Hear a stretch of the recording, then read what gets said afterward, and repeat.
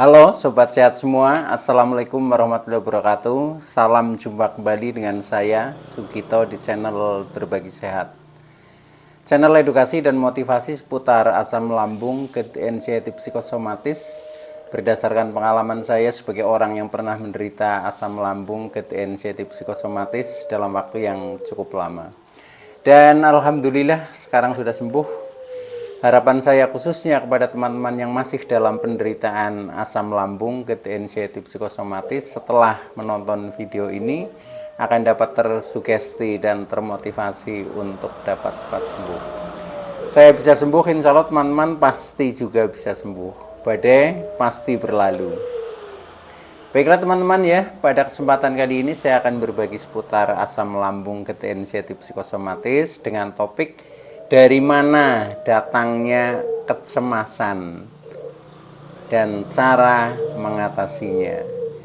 Baiklah teman-teman ya, sebelum saya lanjutkan, tolong yang belum subscribe channel ini, klik subscribe dan loncengnya supaya teman-teman tidak ketinggalan konten video-video berikutnya.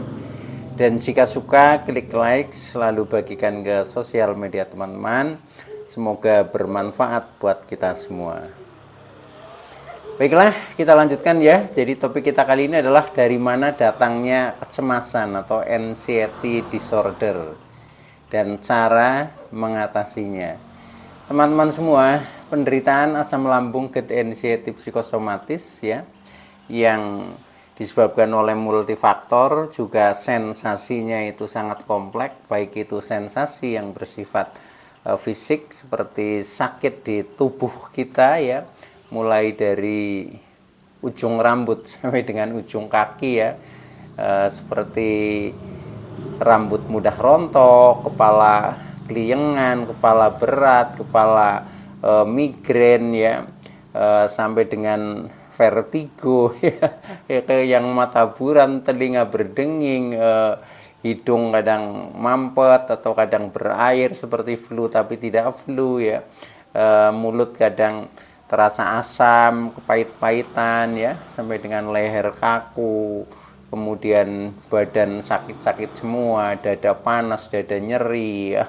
Bahkan ada rasa yang seperti tertusuk di tengah dada ya, sampai dengan perut yang sering begah ya, seperti mengganjal di ulu hati, perih, sembelit dan lain sebagainya, sampai dengan fisik kadang merasa lemas ya, lemas tidak bertenaga ya, jalan saja sempoyongan. Nah ini beberapa sensasi fisik ya. Nah belum lagi sensasi yang bersifat psikis. Sensasi yang bersifat psikis yaitu yang berhubungan dengan kejiwaan, pikiran ya, perasaan, emosi, batin dan lain sebagainya. Nah itu kita juga sering merasakan sensasi yang cemas berlebihan ya, tiba-tiba datang cemas ya, kemudian tiba-tiba kadang merasa ketakutan, merasa was-was ya, merasa bersedih, merasa khawatir ya, merasa tidak pernah bahagia dan lain sebagainya ya. Nah ini adalah bentuk-bentuk sensasi yang sering kita alami ya ketika kita menderita asam lambung, anxiety psikosomatis. Nah maka pada kesempatan kali ini saya fokus terhadap tentang kecemasan ya, karena ini juga sering kita alami ya, yang kadang secara fisik kita sensasinya sudah mulai membaik ya, mungkin jarang merasakan, tapi di tengah aktivitas kita kadang tiba-tiba itu merasa cemas. Nah itu pun sering dialami. Nah, maka dari itu pada season kali ini saya fokus terhadap sebenarnya dari mana datangnya kecemasan ya atau anxiety ya, dan bagaimana cara mengelolanya ya atau mengatasinya supaya di saat kita tiba-tiba itu datang kecemasan, nah kita bisa mengatasinya. Nah tentunya dari pengalaman yang pernah saya alami ya, mudah-mudahan bisa menjadi referensi bagi teman-teman ya, sehingga ketika teman-teman mungkin menghadapi kasus semacam itu ini tidak panik lagi ya, tidak panik lagi dan tidak menambah kecemasan, tapi menjadi jauh lebih tenang ya, sehingga kita mudah untuk mengatasinya. Baiklah teman-teman ya, jadi dari mana datangnya kecemasan? Nah, ini sebenarnya dari beberapa hal ya, beberapa hal yang melatar belakangi ya kita menjadi tiba-tiba kok cemas datang itu seperti itu ya. Nah, ini setelah saya analisa dari pengalaman penderitaan saya sehingga saya bisa bercerita, bisa ngomong kepada teman-teman karena memang saya mengalami seperti itu. Nah, begini teman-teman ya. Jadi kecemasan itu bisa datang, itu yang pertama yaitu bisa dipicu dari sensasi fisik ya. Terutama sensasi fisik yang berkepanjangan atau sensasi fisik yang dahsyat. Nah, itu biasanya kita akan muncul ya, muncul rasa kecemasan, muncul rasa ketakutan setelah kita dihantam dengan sensasi fisik itu. Betul memang kadang kita sudah merasakan kadang sembuh ya, tetapi ketika itu muncul, nah itu kadang kita menjadi cemas, itu bisa ya. Atau bisa juga ya, yang rasanya itu sebenarnya nggak seberapa ya, tetapi itu muncul berkepanjangan. Jadi seperti hampir tiap hari merasakan, nah itu juga kadang pikiran kita, perasaan kita ini menjadi goyang ya, artinya menjadi cemas itu datang. Nah contohnya begini ya. Ada rasa-rasa yang kadang membekas lama ya, sensasi itu lama ya. Contohnya misalkan ya seperti saya dulu ya, itu yang lama yaitu tentang kepala seperti berat ya, seperti kepala berat. Pusing banget sih enggak ya, cuma rasanya enggak plong gitu ya. Kepala berat, kemudian kadang agak ngeliyeng ya atau keliengan itu. Nah itu dulu ketika belum terkena asam lambung gejala anxiety psikosomatis, ketika merasakan seperti itu, kemudian kita minum obat sakit kepala, kemudian kita sembuh ya, kita sembuh. Nah, tetapi setelah mengalami penderitaan asam lambung gejala anxiety psikosomatis ya, sudah kita mencoba minum obat ini ya, minum obat dari dokter ya, kadang obat dari apotek, nah itu kadang masih membandel ya. Nah ketika seperti itu, nah pasti kecemasan kita akan datang. Nah yang di pikiran saya waktu itu, wah jangan-jangan ini terkena tumor otak seperti itu. Jadinya kan menjadi tambah takut. Nah padahal ketika kita menjadi tambah takut seperti itu ya, itu yang menjadikan penderitaan menjadi semakin panjang itu. Nah ternyata di saat kita mungkin masih ada sedikit sensasi, itu pun solusinya ya kita jangan menambah cemas ya, jangan menambah cemas, tapi justru kita harus punya apa ya, punya paradigma di pikiran kita bahwa ini adalah hal yang biasa ya, ini tidak berbahaya ya, ini kita baik-baik saja, itu harus punya mindset seperti itu ya. Jadi contohnya ketika masih ada keluhan, contohnya kepala berat ya, mungkin masih sedikit keliengan, ya itu anggap saja wajar ya, wajar, ini hanya sensasi biasa ya, saya tidak apa-apa ya, saya baik-baik saja, faktanya saya sehat walafiat ya, sensasi hanya numpang lewat. Nah itu di pikiran kita harus seperti itu. Nah setelah itu kita ya udah, kita mungkin lakukan aktivitas biasa saja ya, walaupun menahan rasa tapi jangan kita rasakan. Nah inilah yang termasuk kita harus masa bodoh, harus cuek ya, walaupun berat ya, bagaimana kita mau masa bodoh karena kita juga merasakan yang tidak nyaman, yaitu maklum lah ya, saya juga maklum seperti itu ya, tetapi percaya saja bahwa apa yang dicemaskan itu juga tidak akan terjadi ya. Contohnya kita cemaskan takut nanti pingsan misalkan, seperti itu juga tidak akan terjadi ya gitu, seperti itu. Nah maka dari itu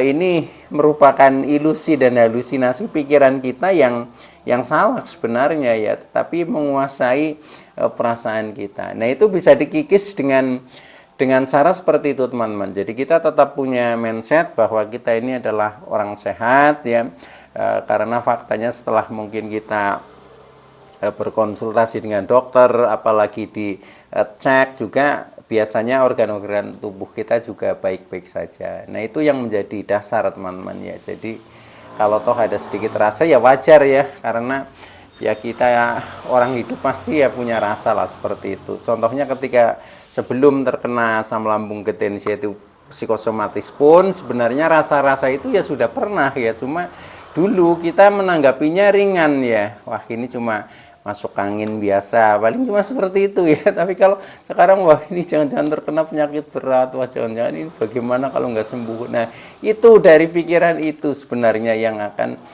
menambah sensasi menjadi semakin terasa berat itu. Nah itu artinya dari kecemasan teman-teman ya. Nah maka dari itu solusinya ya seperti itu saja, kita sadari, kita pahami ya bahwa itu hal yang wajar seperti itu teman-teman. Oke ya, itu yang pertama, jadi dipicu dari sensasi fisik, biasanya seperti itu ya. Nah kemudian yang berikutnya ini bisa dipicu dari sikap emosional kita teman-teman ya. Sikap emosional kita contohnya ya, ada ini cerita dari teman saya, yaitu karena dalam hari-harinya selalu emosi ya, selalu istilahnya bertengkar lah ya. Bertengkar dengan tetangga ya, atau mungkin dengan orang lain lah, dengan siapa saja. Nah akhirnya emosi selalu naik ya. Nah ketika emosi selalu naik, nah sementara kita juga sudah punya gejala asam lambung suka naik, nah ini akhirnya menjadi akhirnya kita menjadi cemas ya, selalu berdebar-debar, selalu takut tentang hubungan kita dengan orang lain, selalu merasa bersalah ya, selalu ingin menang dan lain sebagainya. Nah itu seperti itu karena dipicu dari emosi yang selalu naik gitu. Nah maka dari itu ya solusinya memang kita harus mengendalikan emosional kita teman-teman ya. Jadi dengan cara ya sabar lah, kita belajar sabar. Jadi apapun yang terjadi ya anggap saja ini memang sudah atas izin Allah, sehingga kita harus menerima, bahkan kita syukuri apa adanya, seperti itu saja teman-teman. Jadi kita ikhlas ya, kita ikhlas dengan apa yang kita terima ya.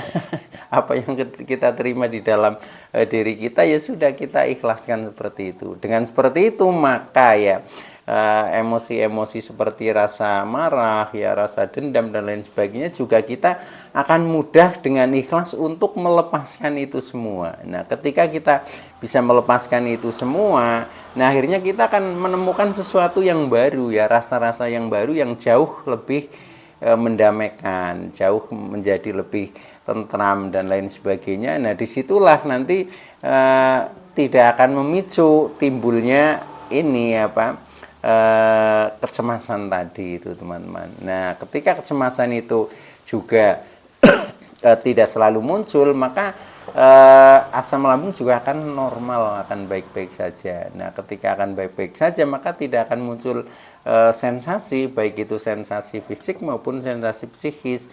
Artinya tubuh menjadi lebih nyaman teman-teman, begitu ya. Jadi sabar ya, sabar untuk tidak emosi lah, seperti itu. Oke, nah kemudian selain sabar juga kita harus sebagai pemaaf teman-teman ya. Jadi kita maafkan saja, yaitu jadi dasarnya kita ikhlaskan lah semua yang terjadi, bahkan kita pasrahkan ya, pasrahkan pada Sang Pencipta bahwa semua ini adalah atas kehendaknya gitu, seperti itu saja. Ini yang sering saya sebut sebagai nrimo ing pandum ya, sumeleh nrimo ing pandum. Nah oke ya, itu yang kedua. Nah kemudian yang ketiga, kecemasan itu sering dipicu oleh sikap kita ya. Sikap kita yang misalkan selalu terburu-buru ya, selalu terburu-buru, maunya sak deg sak nyet ya. Ketika kita punya keinginan, maunya cepat terrealisasi gitu ya, terrealisasi. Misalkan baru ngomong sekarang ya harus ada, baru ngomong sekarang harus ada. Nah ini ketika itu tidak terpenuhi ya, maka akan ada rasa-rasa yang mengganjal. Nah ganjalan rasa-rasa itu akhirnya menimbulkan kecemasan di dalam diri kita. Nah maka dari itu ya ini masih mengatasinya memang dengan kesabaran ya, dengan kesabaran, dengan kesadaran, dengan rasa syukur yang tinggi. Jadi ukurannya itu jangan dari diri kita sendiri, tapi juga kita harus membayangkan ukuran orang lain ya, karena segala sesuatu itu kan tidak kita dapatkan dari diri kita sendiri, tapi juga kan atas peran serta orang lain. Nah, maka dari itu ketika kita memiliki suatu program ya, suatu keinginan ya, tidak usah terlalu terburu-buru. Bahkan seperti saya ya, sampai dengan sekarang itu tidak ada target ya, tidak ada target. Pokoknya kita tetap punya keinginan, punya program, tetapi tentang hasil ya sudah kita serahkan saja kepada yang Maha Kuasa ya. Syukur bisa maksimal, kalau tidak apapun hasilnya juga kita syukuri. Caranya seperti itu, sehingga kita menjadikan jiwa kita lebih tenang ya, tidak ada suatu keharusan yang harus kita miliki, harus kita capai, itu tidak ada. Jadi semuanya itu memang ya atas kehendak Allah saja. Itu kita pandang segala sesuatu yang kita dapat ini adalah sebagai rezeki yang memang sudah diatur dari yang di atas, seperti itu teman-teman ya. Oke ya, jadi itu yang ketiga, jangan terburu-buru ya, itu atau sadek sanyet lah itu ya. Nah, kemudian yang keempat yaitu biasanya dari sikap yang perfeksionis ya. Perfeksionis itu maunya apa-apa sempurna teman-teman ya, maunya apa-apa sempurna. Contohnya ketika kita punya program atau punya rencana ya, maunya berhasil dengan sempurna ya. Ketika kita membuat sesuatu ya harus hasilnya sempurna, bagus. Nah, ini ketika kita inginnya selalu perfect ya, ini memang bagus ya. Jadi memang orang yang menderita asam lambung, degeneratif psikosomatis itu dulunya banyak yang dari aktivis ya, banyak yang punya aktivitas tinggi, punya kecerdasan tinggi, bahkan punya ini perfeksionis ya. Jadi kita maunya apa-apa yang lebih ya, apa-apa yang bagus itu, seperti itu. Nah, tetapi ketika itu tidak tercapai, nah disinilah akan memicu kecemasan itu datang ya. Akhirnya menilai hal-hal yang negatif pikiran kita ya, negatif terhadap diri kita maupun negatif terhadap orang lain. Nah, ketika seperti itu, yaitu yang akhirnya menimbulkan kecemasan. Jadi kita tidak usah terlalu perfect ya. Ya boleh berharap ya, tetapi jangan berlebihan ya.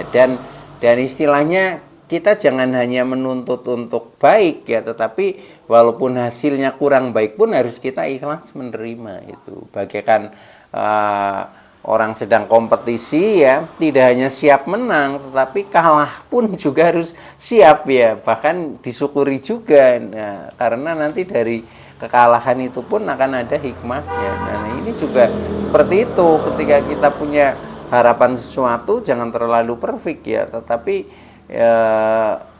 apapun hasilnya, nah itu kita syukuri saja, seperti itu ya, sehingga tidak memicu kecemasan itu selalu datang. Nah, kemudian yang berikutnya, yang kelima ya, yang sering memicu hal-hal yang membuat kita menambah kecemasan, yaitu bisa jadi dari beban pikiran teman-teman. Beban pikiran yang kadang tidak dirilis ya, jadi tidak disalurkan ya, atau tidak diselesaikan. Nah, ini yang kadang menjadikan beban ya. Nah, contohnya itu banyak hal ya, contohnya banyak beban pekerjaan mungkin ya. Nah, itu sementara tidak selesai-selesai, nah akhirnya menjadi kepikiran terus ya, nah akhirnya bisa menimbulkan kecemasan. Atau beban pikiran-pikiran yang lain ya, mungkin ada suatu permasalahan ya yang juga tidak kunjung selesai ya, tidak ada istilahnya jalan keluarnya. Nah, itu juga kadang memicu. Nah, maka solusinya yaitu apa-apa jangan dipikirkan terlalu gitu teman-teman ya. Jadi ya boleh, yang namanya orang hidup pasti ya mikir ya itu. Nah, pikirnya sepintas saja ya, sepintas saja, dan kalau toh itu memang di atas jangkauan kita, ya udah kita pasrahkan saja kepada Allah Subhanahu wa taala, seperti itu. Sehingga kita ringan lah. Pokoknya kita istilahnya harus nge-slow ya. slowing down ya. Itu jadi relax itu penting ya, relax itu penting. Jangan misalkan kita selalu tegang terus ya. Tegang itu biasanya berawal dari pikiran itu, pikiran yang selalu tegang. Nah, ketika pikiran sudah tegang pasti perasaan juga tidak akan damai ya, karena ketegangan itu, dan biasanya juga emosi juga meningkat. Nah, maka dari itu yaitu semua beban pikiran yaitu kalau bisa memang harus dirilis ya, harus kita selesaikan, harus kita cari solusi, harus kita komunikasikan ya, harus ada jalan keluar ya itu. Tetapi kalau memang itu berat ya sudah, kita pasrahkan saja kepada Tuhan itu, seperti itu. Dengan seperti itu jauh menjadi ringan karena itu sudah ada jalan keluarnya. Jalan keluarnya apa? Ya udah pasrah, itu jalan keluar juga, jalan keluar yang terakhir itu ya. Nah, itu lakukan saja teman-teman ya. Nah, dengan seperti itu nanti jauh menjadi lebih tenang di dalam pikiran kita sehingga tidak memicu lagi anxiety itu datang. Itu. Nah, yang terakhir ya ini hubungannya dengan ini yang keenam ya, yang keenam yang sering memicu datangnya kecemasan atau anxiety itu adalah beban perasaan, teman-teman ya. Jadi kalau tadi beban pikiran, nah ini beban perasaan ya. Karena apa? Ya semua orang itu kan punya perasaan. Nah, itu ketika perasaan itu berlarut-larut dalam misalkan kesedihan ya, merasa tersakiti, merasa tidak gembira, nah itu nanti juga yang muncul akan kecemasan ya, kecemasan, ketakutan, was-was, khawatir, itu seperti itu ya.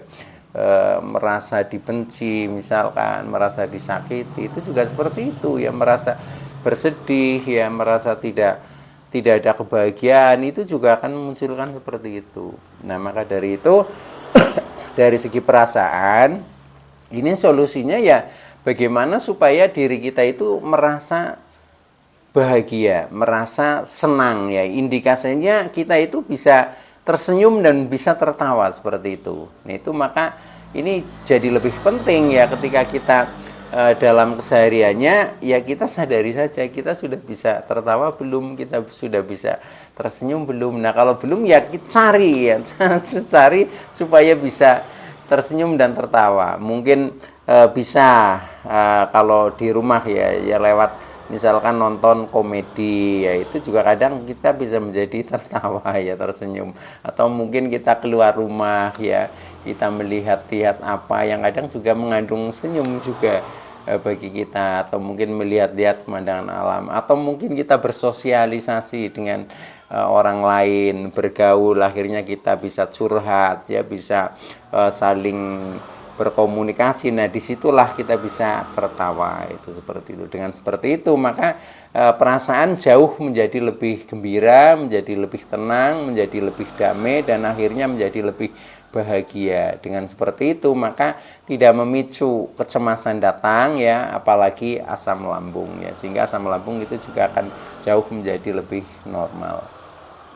Oke teman-teman ya, itu dulu yang bisa saya sampaikan, kurang lebihnya mohon maaf. Terima kasih atas like, subscribe, serta komennya. Saya Sugito dari channel Berbagi Sehat. Saya bisa sembuh, insya Allah teman-teman pasti juga bisa sembuh. Badai pasti berlalu. Oke, terima kasih. Wassalamualaikum warahmatullahi wabarakatuh.